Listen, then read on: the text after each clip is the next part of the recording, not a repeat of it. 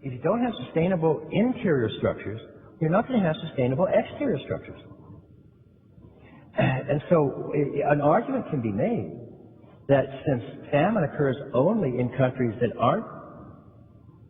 don't have representative democracies in their legal consciousness, and that legal consciousness is a structure that starts at moral stage 5, and the only thing that's been demonstrated to move adult human beings vertically through these stages is meditation. And about the single most important thing you can do to cure famine is get people meditate. So,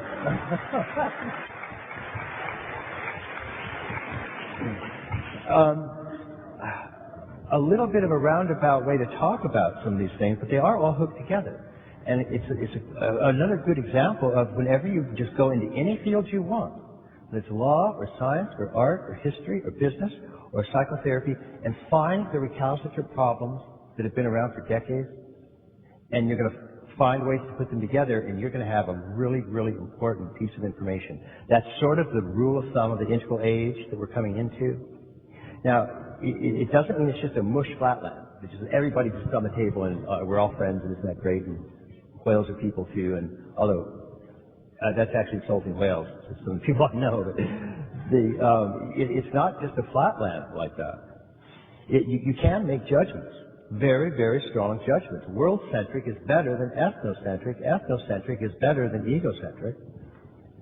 And world-centric is better than fascism, and so on. Now, these might seem simple, but they're fundamentally issues that often get denied. You just can't make any judgments at all. So you're making judgments that basically says the greater the depth, the better.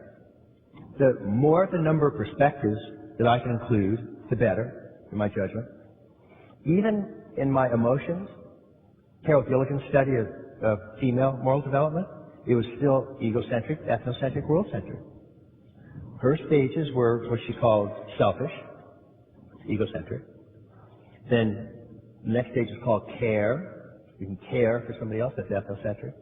And then her highest stage is universal care, world-centric. Now she's added a fourth stage, integrated.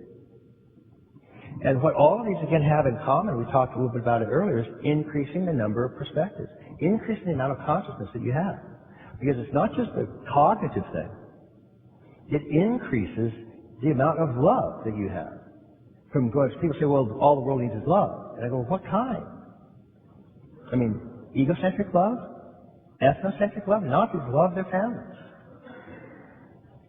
So we want to go from a love that's merely a love for me to a love that's also a love for you, to a love that's also a love for all of us and all sentient beings.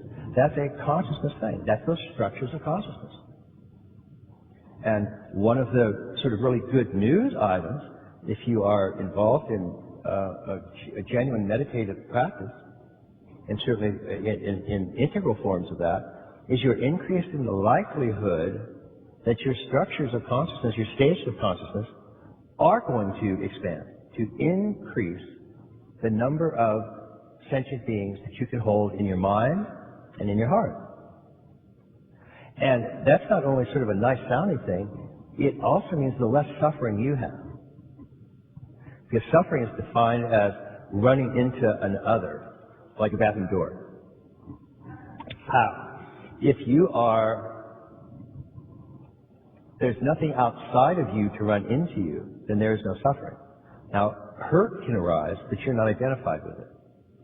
And so it's not only that you're increasing the number of perspectives that you're taking, you're decreasing the amount of suffering.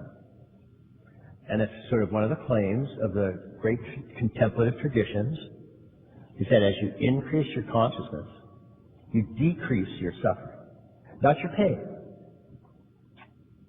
Suffering is pain plus avoidance. So you are, as we say, you actually become more sensitive to pain. So it hurts more but bothers you less.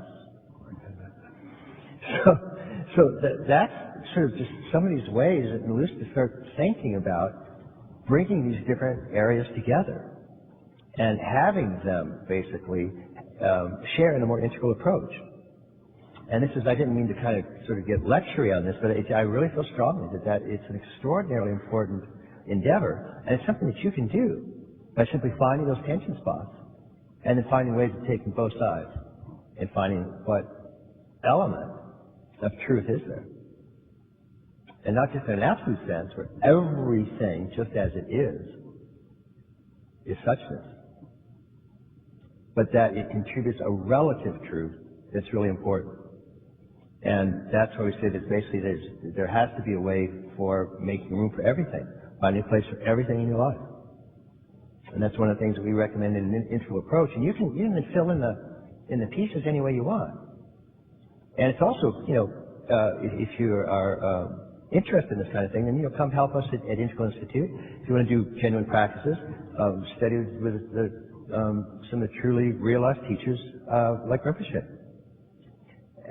And the same goes for contemplative Christianity and Kabbalah, Hasidim, any of the great traditions that we have. It's a new era. I mean, it truly is. We've finally gotten, after the extraordinary sort of cantankerous breakthroughs of the 60s, where we just took every culture the world over and cracked those eggs and made it into an omelet. We're actually standing back now, and for the first time in history, we know everything that we know.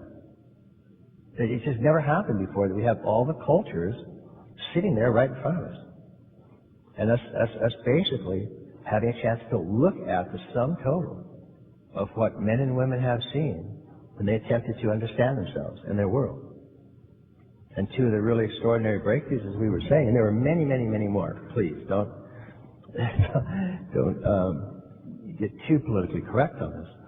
But one of the most extraordinary discoveries was a very small country in the northern Himalayas, where a group of people basically sat in caves and looked at their minds for a millennium.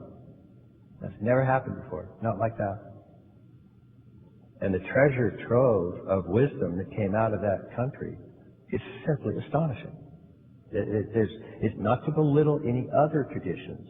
It's simply to say that this is the likes of this experiment, and it was an experiment, was amazing, and focused it really on that one area.